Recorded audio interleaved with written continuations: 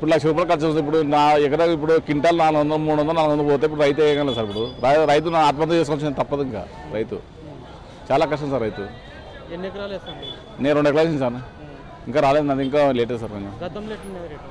గతంలో వైఎస్ఆర్ ప్రభుత్వంలో బాగుంది సార్. రేట్ అయితే 2,500, 3,000 బాగుంది సార్ గతంలో వైఎస్ఆర్ ప్రభుత్వం. ఇప్పుడు ఈ ప్రభుత్వం వచ్చినాక చాలా నష్టం సార్. ఇప్పుడు ఎకరాకి ₹1,00,000 పెట్టాము. ₹1,00,000 అమ్మని పోతే రావడంలే, నెచ్చిపోతుంది. ఇప్పుడు 20,000 కోసిన వాళ్ళ కాటికి 10,000, 5,000 వస్తాయి. అంతే. పెట్టిన పెట్టుబడికి వస్తుందా? రాదు ఎట్లా మన ప్రభుత్వం అంతే. నిరుడు బాగుండే రేటు 3,100 అట్టవే. ఎప్పటికి 2,000, 3,000 పోతుండే. ఈ ఏడే ఇంత దెబ్బ. అయితే ఎకరాకి వచ్చేసి 1,05,000, 1,20,000 ఖర్చు. కూలీ 400, 500 కూలీ.